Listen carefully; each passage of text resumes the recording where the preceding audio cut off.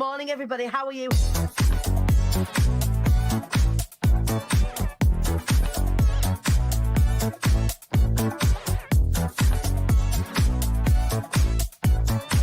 The devilishly handsome Ian Dixon. Good morning, sir. Shut up, for fuck's sake. Jesus.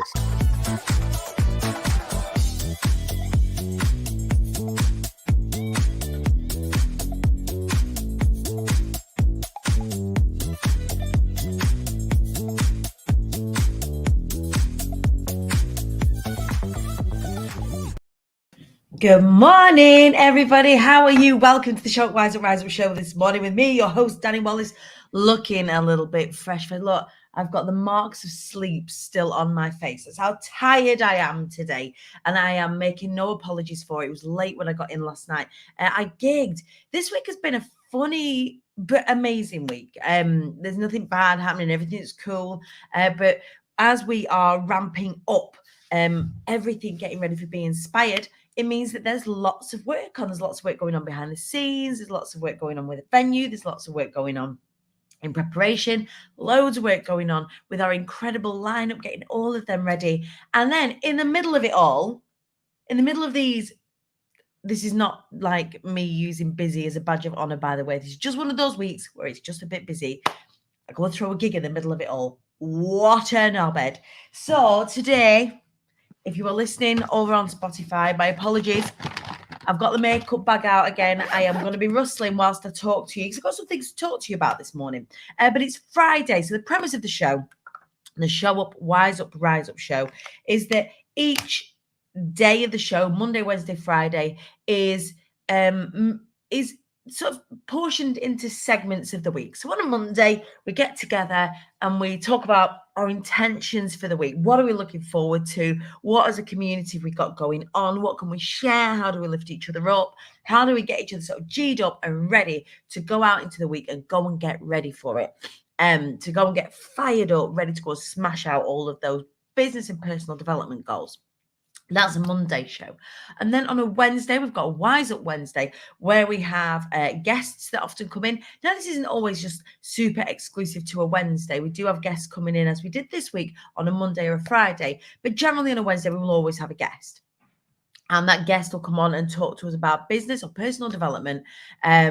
Or it might come to talk to us about something political maybe, or really just a conversation to get our teeth into.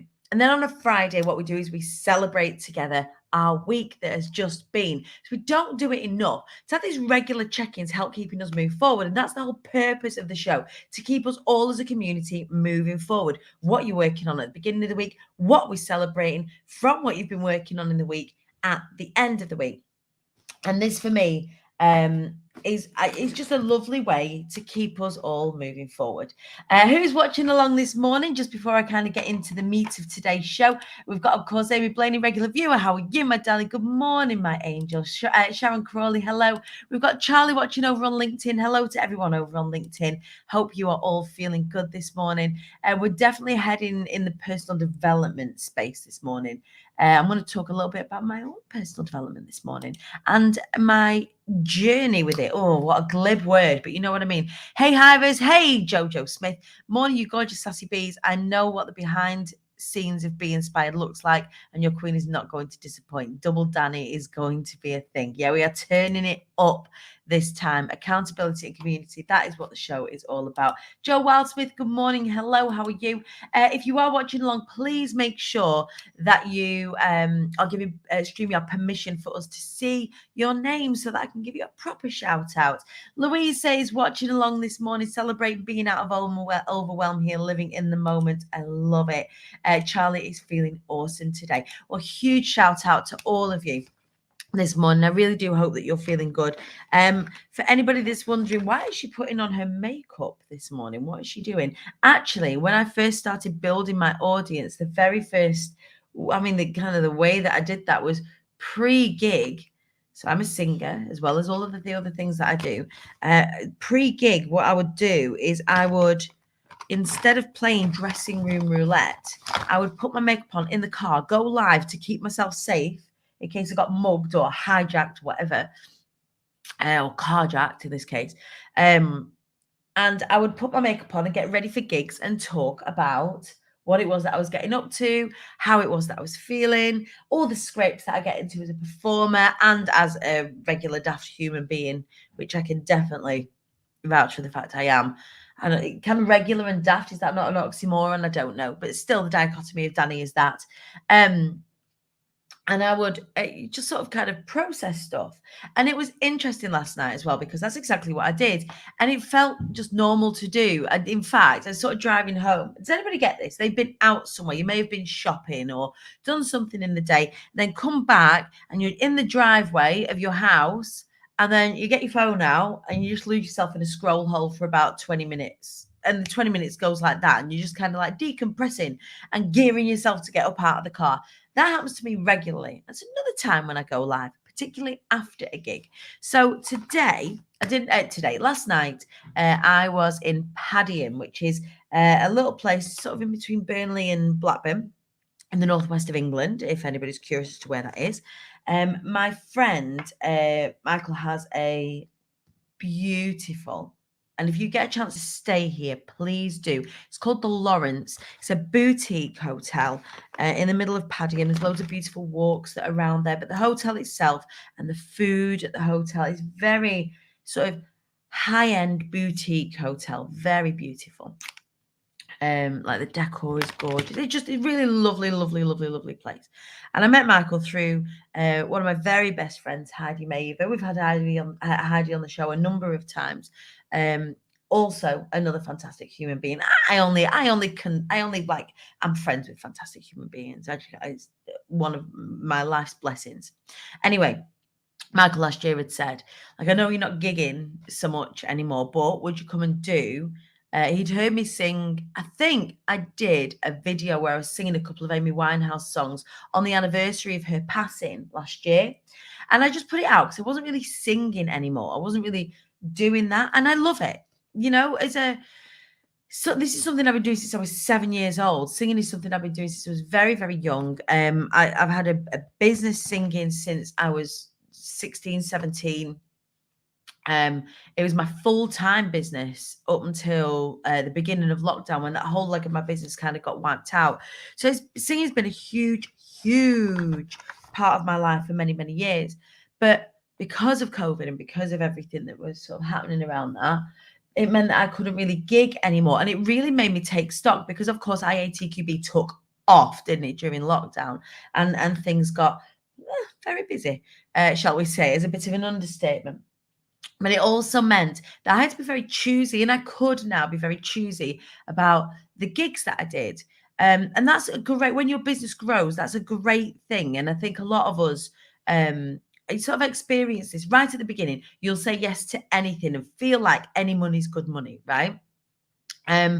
And actually what happens is you end up with clients, or in my case, gigs that aren't aligned, that don't feel nice. So for me, it was doing a lot of working men's clubs that were kind of spoilt for acts that would be sort of watching their watch through the whole of the first half because they just wanted to get to the bingo, really. Not really bothered about the first half of anybody's set. But you still got to turn up and do your very, very best for these people. Of course you do. It's a performer's job. And, you know, doing pubs in areas that were dangerous, for want of a better phrase, doing gigs in places where you didn't have any kind of protection from the audience. And what I mean by that is that when you are a performer, a self-contained performer, as such as me, so I've got all of my equipment that I on my own, drive up and down the motorway, set up and knock down. So that's 2 big speakers, mixing desk, everything that goes with it, microphone. And in some venues, you don't have any protection from the audience. Now, that audience in an establishment where there's alcohol being imbibed are often pissed. They're often drunk.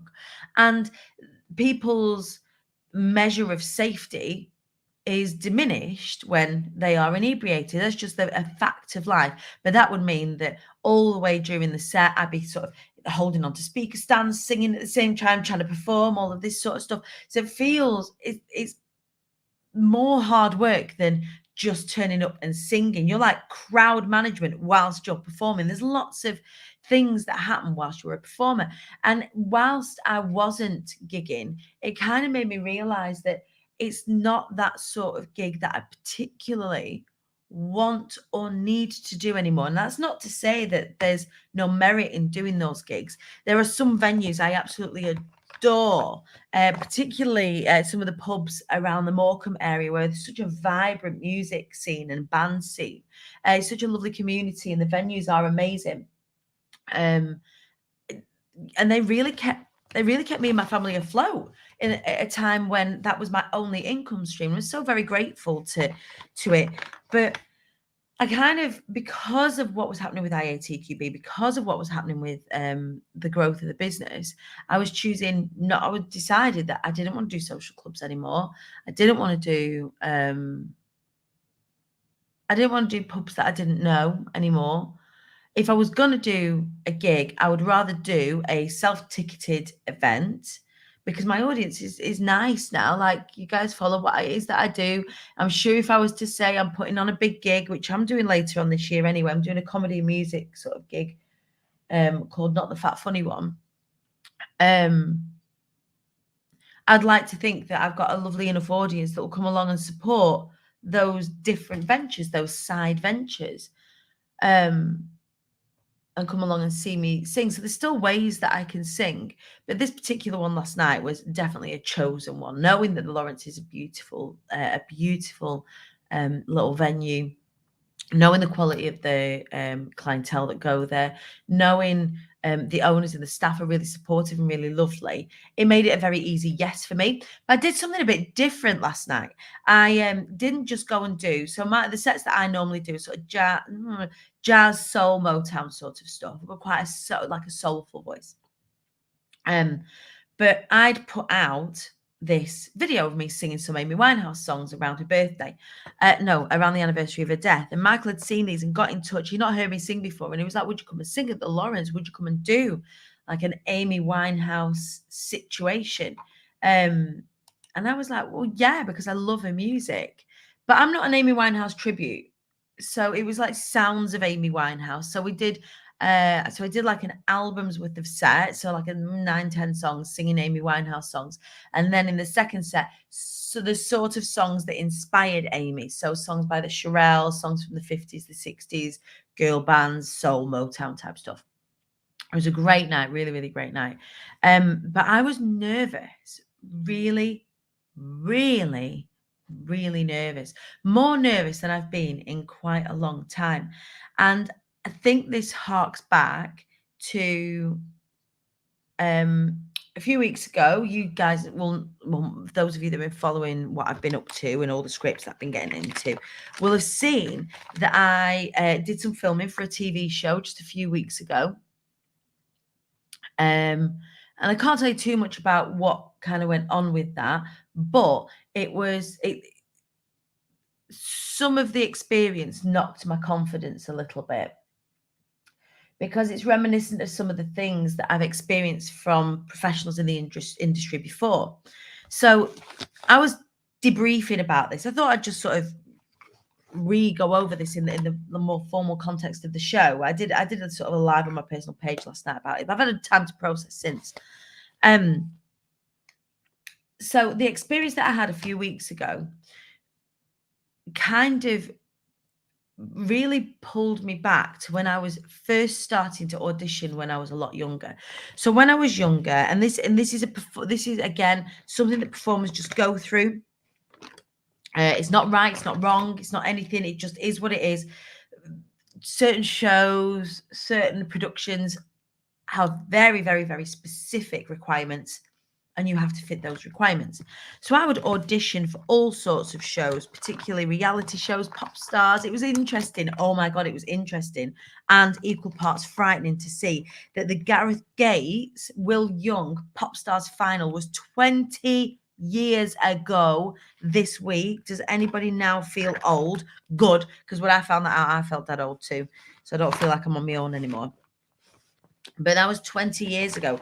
So really, that is 20 years of me auditioning for different things, flying around the world, being a singer, just all of it. It just feels like a bit of a moment in time. But the experience that I had really threw me back to a number of occasions in those early years, whereby producers, I was old when that was on. Sausage. Thanks, Danny. Feeling old as fuck now. Right. Okay. So I'm glad it isn't just me. So at the time, I would go and do these auditions, and you would only really sing. It's as brutal as what you can imagine it. So you would sing, literally open your mouth for about 10 seconds, and the producer would then go, yes, no, yes, no, yes, no, and just pick you out like this. And sometimes the yes, no would be before you've even opened your mouth, just based on your look alone. Or it'll just be because you weren't the right fit. So it's a real galvanizing thing for a young, older teenager, in my case at the time, to experience. But nevertheless, a teenager, and nevertheless, those conversations, those things that, because sometimes I would stop them and ask for feedback. I was like, I totally understand. I'm not here to make trouble. I just want a little bit of feedback so I can go away and work harder and go and, hone my craft so that, hopefully one day I might be a yes for you. And one time there was a producer who I just sung. I literally did about 20 seconds of a song. And granted, things that I've learned since then is that song choice is very, very important. And maybe some of my song choices at the time or even since haven't been what's needed to be. But the producer just looked me up and down and went, you're just not standout. You're just not special enough. I'm sure I've told this story at some point. You're just not enough for what we need. And that was really the first time. So I'm seeking validation from this industry that I want to break into. And the feedback is, it's just not enough. You're just not good enough to be in that space. Maybe this has been a trigger for the whole of the situation. Like this, like intrinsic, oh, you're not good enough. Right, I'll fucking prove to them that I'm good enough. And the experience that I had on The Voice was kind of a bit of that. And the experience that I had for this other TV program was definitely a bit of that. So when I got to drive into this gig, or even on the day of yesterday, thinking about going to this gig, thinking about getting back in the saddle and singing, and all the way there thinking, should I even be singing? Do you know what? Is it just something that I'm okay at? Am I all right even? Am I all right being just okay at this? And it was a funny battle that I had with myself, and felt much better once I'd kind of got into the second set of the songs that I used to always sing when I was gigging. And really this audience last night were fabulous. This audience last night, like, they didn't know what to expect. They didn't know if they were getting an Amy tribute. They didn't know if they were going to get someone who's going to take the piss out of Amy Winehouse, which is something I would never, ever do. I'm not a big fan. I mean, particularly where Amy's concerned, I'm not a huge fan of tribute acts that take the piss out of Amy, that are disrespectful to her, so that maybe like will stumble all over the place or act drunk and things like that. I think that her music and her voice is really stand up and stands the test of time and should be treated accordingly. And it's an honor to be able to sing those songs, to have the ability to sing those songs and do those songs justice. So they didn't really know what they were getting. So they got a bit of Danny Wallace singing some Amy Winehouse songs really well, and a little bit of stand up, and then a little bit of party. And I remembered that actually my superpower is not a singer per se. I'm an entertainer. What I am is somebody who helps people feel good as a part of the events that I facilitate, produce, or run, or the things that I facilitate, produce, or run. My MO isn't Danny Wallace chart singer, Danny Wallace pop singer, Danny Wallace musical theatre star. It's Danny Wallace entertainer.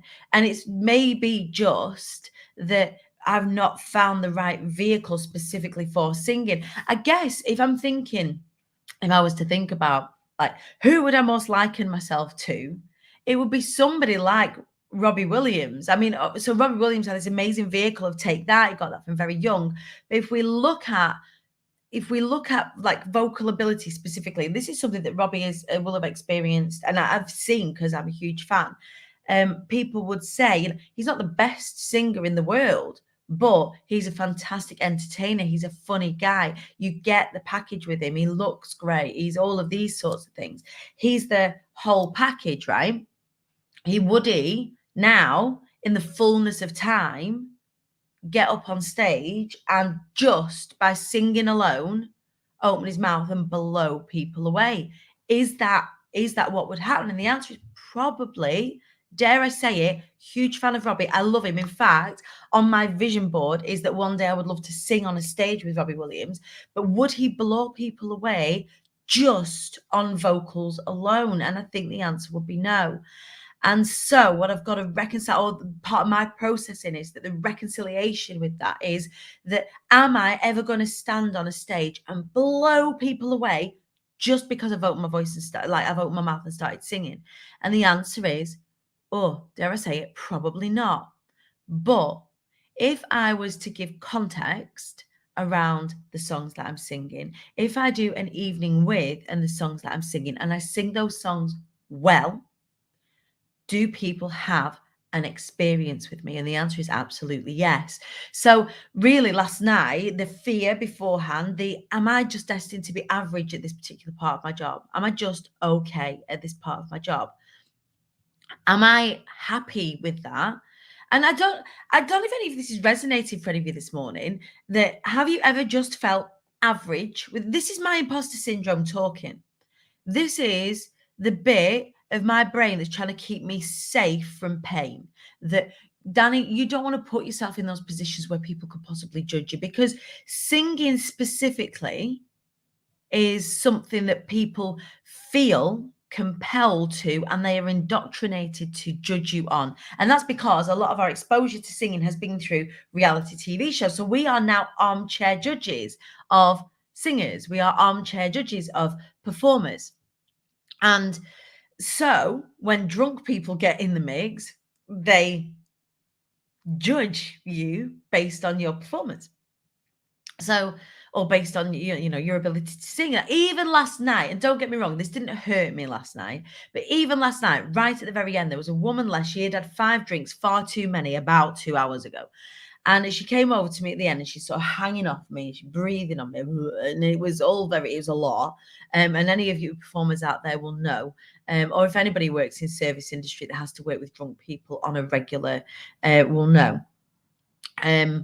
She was like, you were amazing, but there were one song and you just weren't enjoying it, and you were shit. And like this, just in this far away from my face, telling me that, and I've just got off the stage. And but people feel like they can do that with singers. People feel like they can do that with singers, and particularly very drunk people. Or they'll go, I'm a huge music fan, or I'm a huge Amy fan. So coming from me, the fact that I think you're okay is high praise indeed. And like, you're sat there thinking, fucking hell, this is 20 years of craft.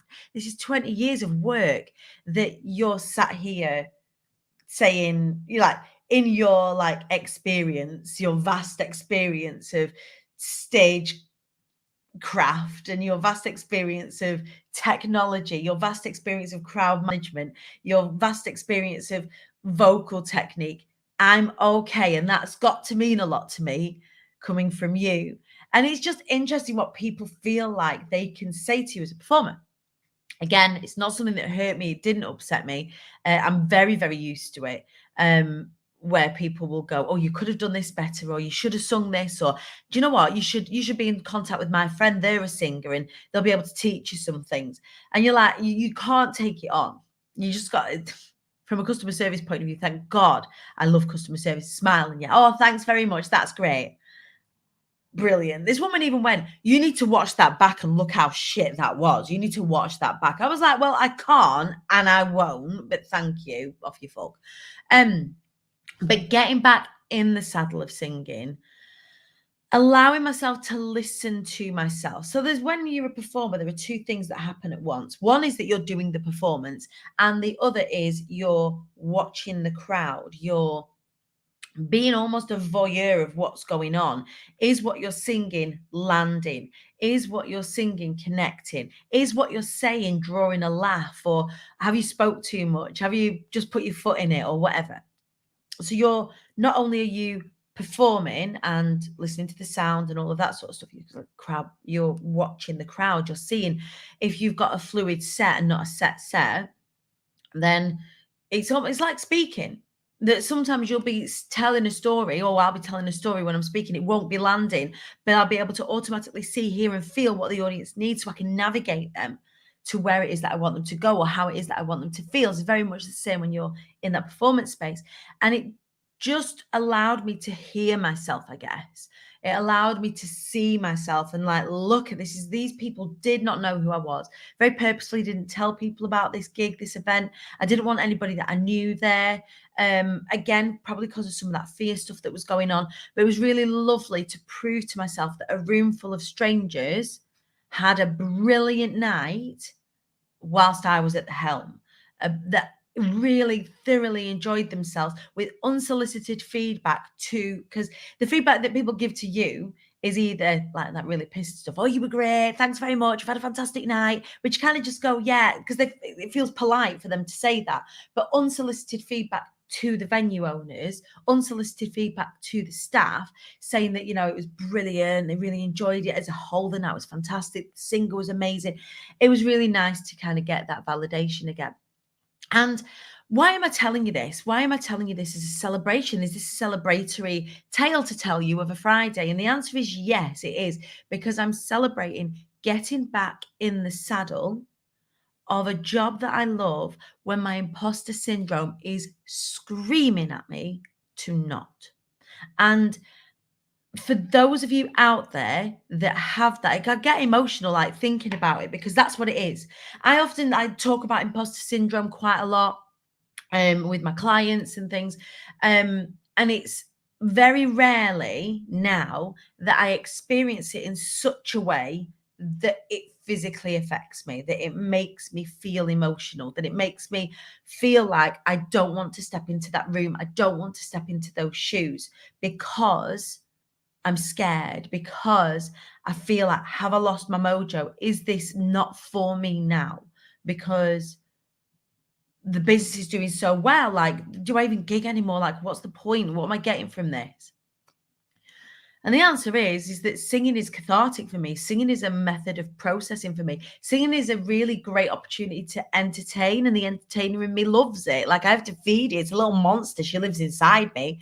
She was the reason why I got out of bed and pressed go live this morning with the sleep marks still on my face. Is this sort of this entertainer in me. So I'm celebrating not succumbing to imposter syndrome, to getting back in the saddle. And for any of you right now that are feeling like they are on the back foot, that are feeling like they are average, that are feeling like that what they do isn't enough, that they are not enough, I want to assure you that you absolutely are. That you absolutely are. And if you aren't, then if you've got talent and you just want to hone that talent, you hone the talent, you spend time on the talent. So me, where I'm at right now is, okay, I can hear where I don't stand out against amazing singers. And I'm a good singer, right? So I'm enlisting the help of some of the best vocal coaches in the industry to help me improve that talent, to help me get better at it, to help me learn more about it. So even though I can still do the job, even though I can still sing on stage and get paid verily for it, there's still areas for improvement. Our skills are the things that we work on. The talents are what we are given talents, right? By the universe or by fate or whatever you want to believe. They only become skills and usable skills when you work on them. And so for me, the concerted effort in the back of my mind is, okay, this is something that I'm going to work on. I'm going to work on making my speaking even better so that I can help my clients even more. I'm going to work on making my singing even better, not because it's not good enough already, but I know there's more. I know that there's a top end that I've not reached yet. So if you are out there and you're feeling like that, what can you do to work on yourself in order for you to improve, in order for you to grow, instead of thinking that you're not enough? It's just amplifying your talents that are already there and that are already God-given. And that's really the end of the processing that I've kind of come to, is that yesterday I experienced viscerally and physically and emotionally that imposter syndrome that holds people back. And that happens a lot around sales for me. Can you believe it? Even though the business turns over what it does, it often, and I just kind of want to share that with you, because I don't want you to think that you're on your own, or that people that you perceive as more successful than you aren't don't experience these things. We absolutely do, at every single level. And these are these things that, by getting uncomfortable, we can get comfortable and then work out what that next level is, that next layer is. So that was the point. That is what I'm celebrating this morning, getting back in the saddle. I'm also celebrating our incredible amplifiers. So I'm running a mastermind right now with my incredible business partner and one of my very best friends, Steve Badgewell. We had our first Make It Rain session this week. And during that session, we did income generating activities. And even during the session, there were people that were kind of making money and closing deals and stuff. And it was absolutely fantastic. I'm celebrating Zoe Bryn this week, who had an absolutely fantastic festival. Zoe, if you're watching either on the Catch Up or live, I hope you're getting some rest today from the Conscious Leaders Festival. I'm celebrating Dipti Solanki this week, who's been doing some phenomenal work across the online space, speaking about mental health, speaking about overcoming grief, speaking about work on self and helping other people do that. And I'm celebrating you guys, because in the background and in the foreground, you are always, always, always there. And I really, really do appreciate everything that you guys do, not just for me, but for each other as well.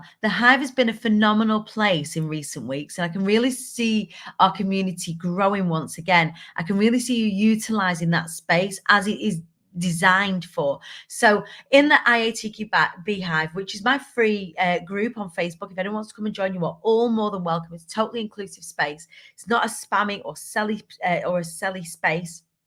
But in there, people can share their challenges or share their successes. And they're the two rules, like share a challenge, share a success. And it's not about going in there to go and like steal people for your audience or anything like that. Like, I want to share my audience with all of you, because you are a talented bunch of mofos, right?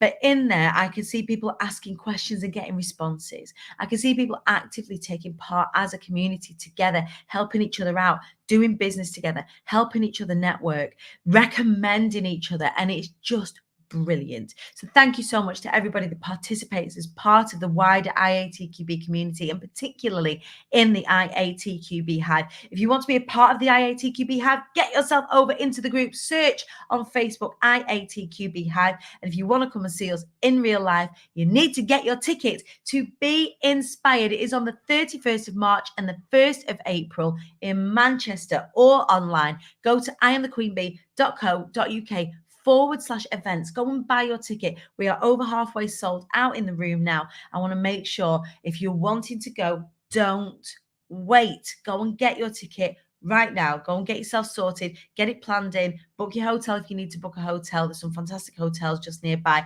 on all ends of the price spectrum. We're going to be there from the Wednesday all the way through to the Saturday morning.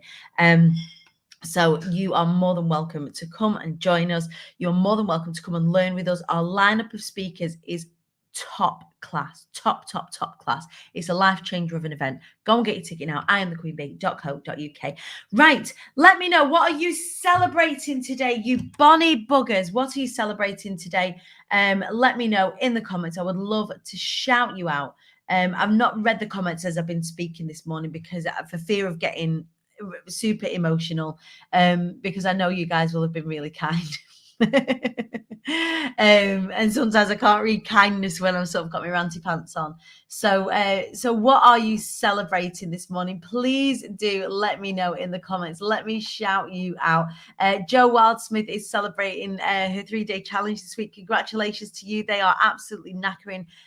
So huge love. So yeah.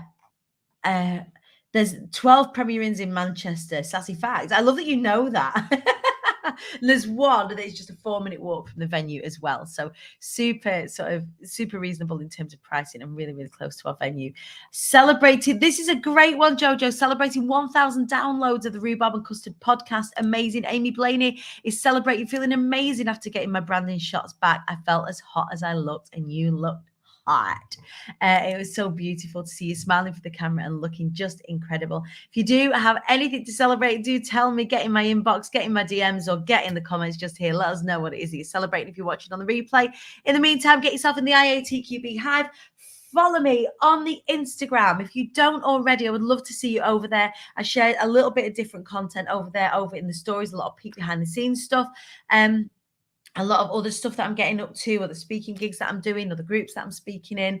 But please do go and follow me over on Instagram and over on LinkedIn as well. Get your tickets to Be Inspired on the 31st of March, 1st of April. I will see you on Monday for more showing up, wising up, and rising up.